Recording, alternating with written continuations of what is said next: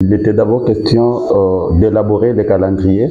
La conférence de présidents de l'Assemblée provinciale du Tanganyika a examiné et adopté ce mardi 8 octobre 2024 à fin de l'avant-midi le projet de calendrier des travaux de la session ordinaire de septembre en cours sous la houlette du Dr Cyril Kimpwawel, président de cet organe délibérant au Tanganyika. Ce projet de calendrier prévoit 8 nouvelles matières examinées et adoptées par la conférence de présidents.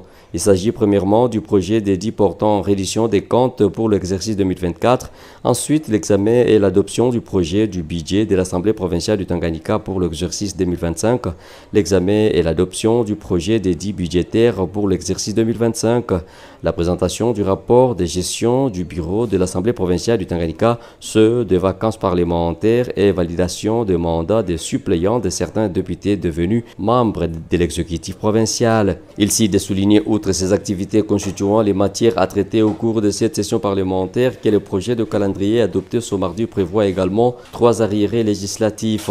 C'est le cas notamment du contrôle des entreprises et coopératives minières œuvrant dans la province du Tanganyika, suivi des conflits de succession coutumière, ainsi que les contrôles du taux d'exécution du programme local de développement PEDEL des 145 territoires, a indiqué l'honorable Kafou Kabunda Frédéric, rapporteur adjoint de cette première institution en province. Les matières sont telles que d'abord le contrôle budgétaire. À part le contrôle budgétaire, il y a des arriérés qui étaient restés la session précédente, entre autres les conflits coutumiers.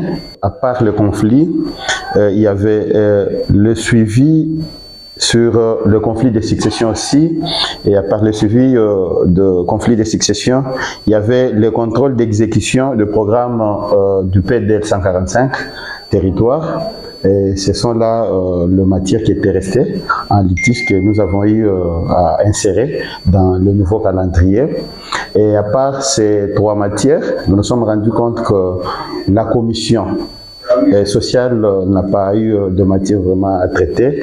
C'est à cela que nous avons aussi ajouté quelques matières qui tablent avec les déplacés internes dans la province du Tanganyika qui seront traités par la commission sociale.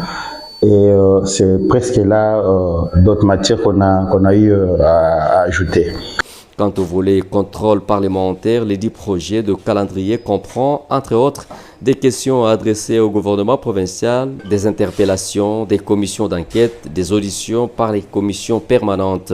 Conduisant la conférence des présidents, le speaker de l'Assemblée provinciale du Tanganyika a exhorté les membres de cet organe à plus d'assiduité aux travaux. L'honorable Cyril Kimpwawel a également invité ses pairs à déposer les rapports des vacances parlementaires afin de prendre connaissance des problèmes auxquels fait face la population et formuler au final des recommandations à adresser au gouvernement provincial.